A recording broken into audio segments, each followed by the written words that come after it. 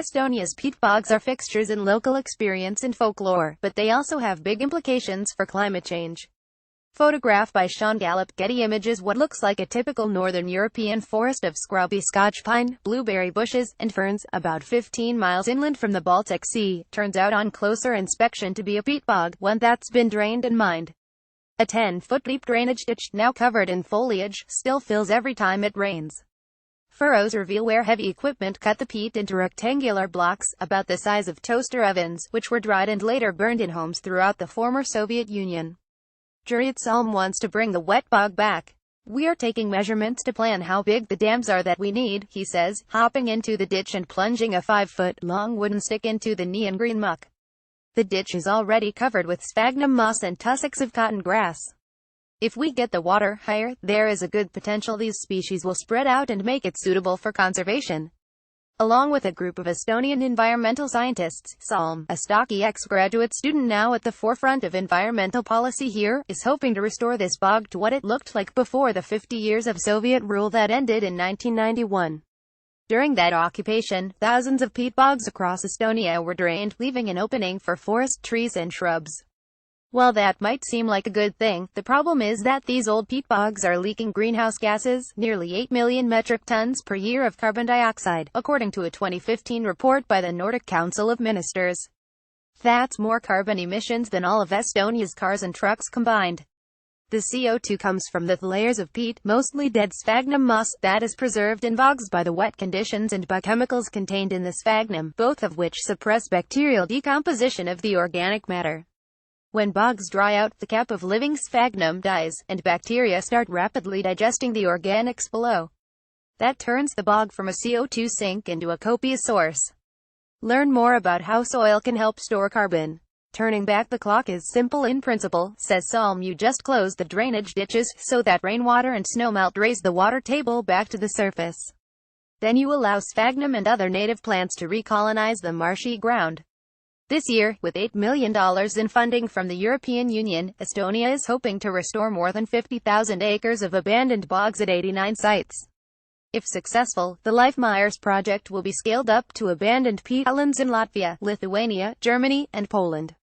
For other countries, cutting carbon emissions over the next few years might mean switching from coal to natural gas power plants, driving clean electric cars, or installing solar panels on rooftops. But for tiny Estonia, home to only 1.3 million people, it means restoring the peatlands that cover nearly a quarter of the landscape. To Salm and other scientists here, bringing back the bogs is an environmental two-for-one. It shrinks Estonia's carbon footprint, and it creates new habitat for rare bog creatures like the western capercaillie Tetra eurygalis and the moor frog Rana arvalis.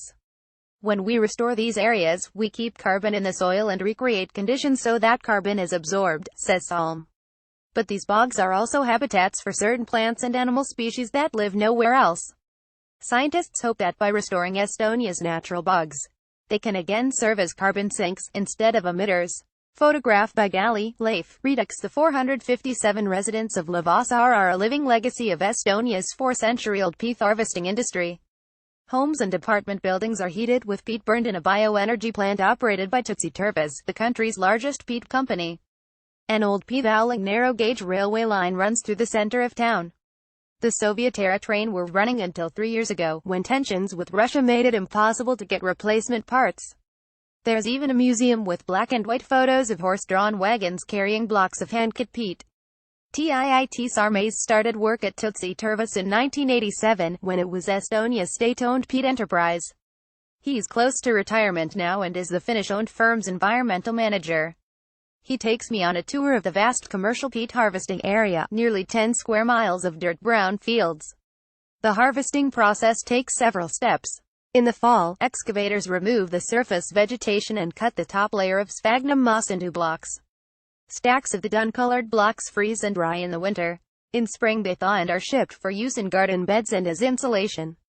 Removing the top few feet of sphagnum exposes the ancient, dark brown peat soil underneath, the result of 12,000 years of accumulated organic material decomposing in an acidic and oxygen-starved environment.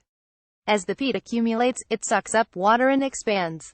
To harvest it, the bogs are drained. Specially designed tractors roll over the surface on buoyant balloon tires, sucking up the dark soil with giant vacuum cleaners. The peat is dried, packaged, and shipped to the rest of Europe as fertilizer. Some of it gets compressed into briquettes and sold as a fuel to a few Estonian communities. Tutsi has been working this site since the 1970s, and there's enough peat to last another 10 years. After that we finish, close it, and start to recultivate, Sarmaze says. Just across an embankment from the production area, in one part of the sprawling complex, company officials have blocked drainage ditches and begun to let nature take its course. It's a slow process. Sarmaze shows me one place where restoration began about 3 years ago. Only a few sparse patches of sphagnum moss cover the bare dirt. Ecologist Edgar Karofeld checks the water level in a bog restoration site in southeastern Estonia.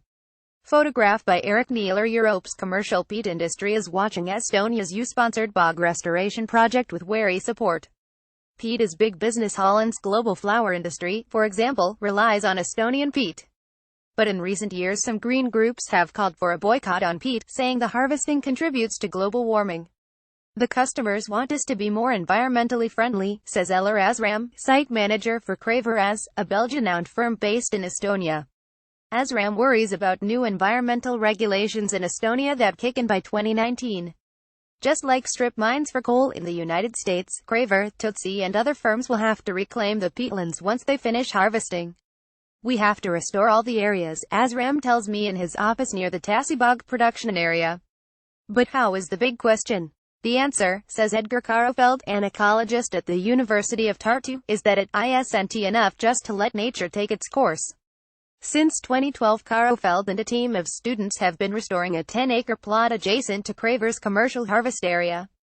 They've taken care to keep the water table high, but instead of relying on sphagnum to colonize the restored area on its own, they've carefully transplanted the moss from other protected areas.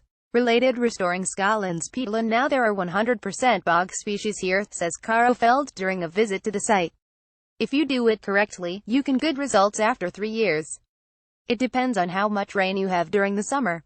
Karofeld's team have sunk PVC cylinders into the squishy peatland and covered them with glass chambers to measure the flux of greenhouse gases. Emissions of methane rise slightly as the water returns, they find.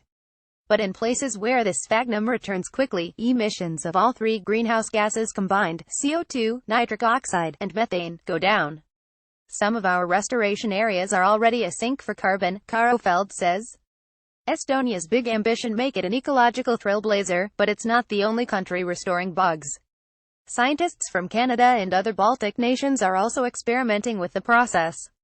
It's one of trial and error, says Mark Ulamp, who oversees Estonia's restoration project as the government's Deputy Secretary of Conservation.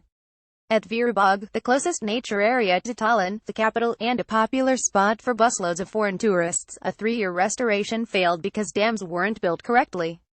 There wasn't enough water to keep the mosses wet. We are learning from our mistakes, Lamp says. We can share our experiences to find the best solutions.